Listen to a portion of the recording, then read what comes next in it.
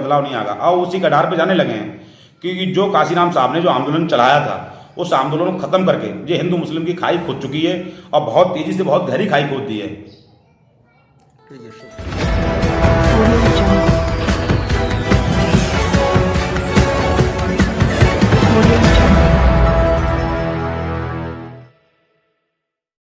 AIMIM के नेता ने दो समुदाय के बीच में हुए झगड़े को भाजपा और सपा की रणनीति बताया।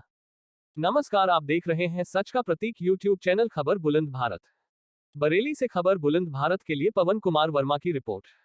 एआईएमआईएम के नेता तौफीक प्रधान ने कहा कि भाजपा और सपा की रणनीति है हिंदू मुस्लिम के बीच खाई खोदो, जो लगातार भाजपा और सपा करती चली आ रही है। दरअसल बरेली की विधानसभा भोजीपुरा क्षेत्र के गांव खितौसा में ट्रैक्टर के आगे कार रोककर होली का रंग लगाने पर दो समुदाय के बीच झगड़ा हो गया था। तो वहीं विधानसभा बहेड़ी में भी होली के रंग डालने को लेकर झगड़ा हुआ था। यह दोनों विधानसभाओं से सपा के विधायकों ने अपनी जीत दर्ज कराई है। फिलहाल पुलिस प्रशासन दोनों मामलों में सख्ती से कार्यवाही कर रहा है, तो वहीं शांति व्यवस्था भी बनाए हुए है। आज एआईएमआईएम के नेता तौफीक प्रधान ने अपने एक बयान में भारतीय जनता पार्टी और समाजवादी पार्टी पर आरोप लगाते हुए कहा कि भाजपा और सपा की रणनीति है कि हिंदू मुस्लिम के बीच नफरत की खाई खोदो, जो कि बरेली में कल देखने को मिला। मैंने पहले भी दो एक बार इस बात को कहा है, जैसे कि जो आज ये लोग रणनीति बना के घूम रहे हैं समाजवादी के और भारतीय जनता पार्टी के लोग। आपने देखा होगा पहले चरण का चुनाव जब हुआ और पहले चरण का चुनाव होने के बाद में मथुरा में एक दलित समाज का पूरा गांव है, समाजवादी के लोगों ने एक तरफ से सब दलित लोगों को लठाया, मारा पीटा। वो भी वीडियो काफ़ी वायरल हुआ।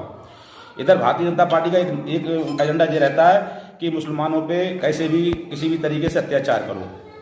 तो ये कहीं घुमा फिरा के दोनों पार्टियों की रणनीति रहती है कि दोनों को ऐसा ना हो जो एक प्लेटफार्म पे आ जाएं। जैसे बाबा साहब ने आज तक जो मेहनत की है और मेहनत करके जो संविधान दिया, उसके बाद में जो आंदोलन रुका, फिर मानी काशीराम साहब ने वो आंदोलन उठाया और ये हिंदू मुस्लिम की खाई को उन्होंने पाटने का जो काम किया, आज ये दोनों पार्टियां उस खाई को फिर गहरा करना चाहती हैं।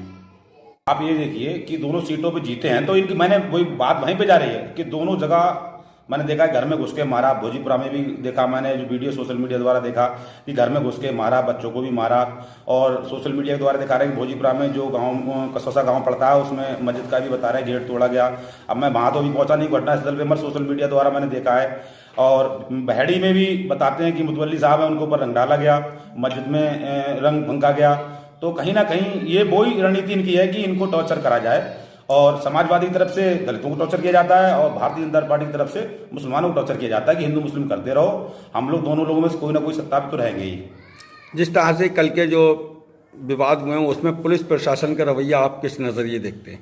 देखो, पुलिस प्रशासन ने बताते हैं जो सोशल मीडिया द्वारा देखा कि बहेड़ी में भी मुकदमा 50-60 लोगों पे लिखा है, 2 लोगों को नाम दर्ज करा है। और अभी आपका भोजीपुरा का नहीं पता लग रहा है कि पुलिस ने क्या किया है। और हम यही चाहते हैं कि प्रशासन से कि प्रशासन इस पे जो भी लोग इस सियासत में शामिल हैं उनके खिलाफ कड़ी से कड़ी कार्रवाई हो।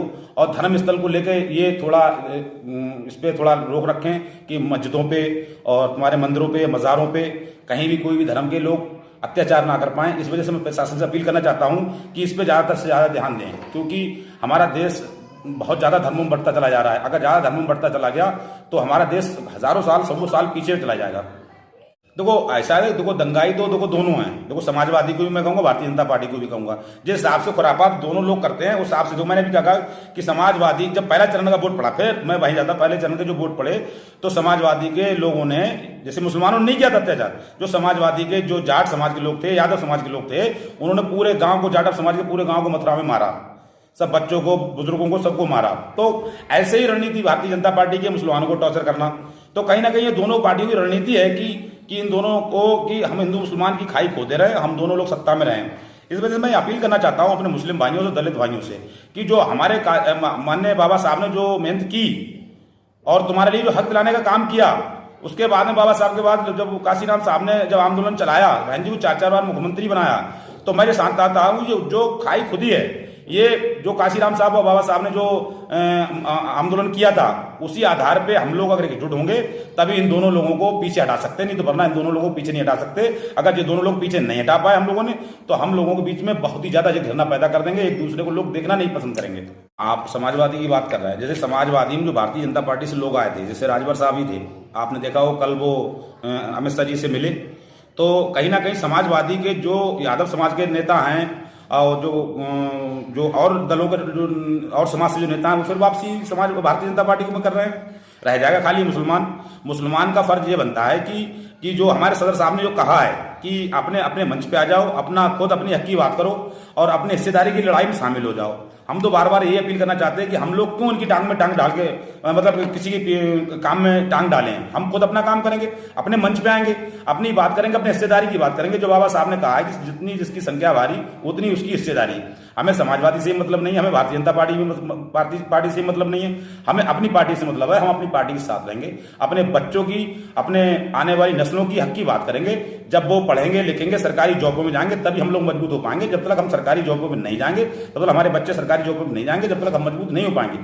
मैं मुस्लिम भाइयों से अपील करना चाहता हूं कि अब भी समझ जाओ, हम लोगों के पास बहुत वक्त कम है। आप देख ही रहे हो सोशल मीडिया पे कितना ज्यादा गदर चल रहा है। इस गदर को भी देख कर ना समझो तो फिर आप समझ रहे हो कि हमारा आने वाले वक्त में हमारी नस्लों को क्या हाल होने वाला है। तो इसके मेन वजह क्या है, समाजवादी पार्टी या भारतीय जनता पार्टी या कांग्रेस? देखो, कांग्रेस का तो अब हल्के हल्के आप देख ही रहे हो कि वजूद खत्म होता हुआ जा रहा है, क्योंकि जो खाई खुदती जा रही है हिंदू मुस्लिम की, वो भारतीय जनता पार्टी का एक रणनीति है कि जितनी हिंदू मुस्लिम की खाई खुदती जाएगी उतनी भारतीय जनता पार्टी मजबूत होती जाएगी।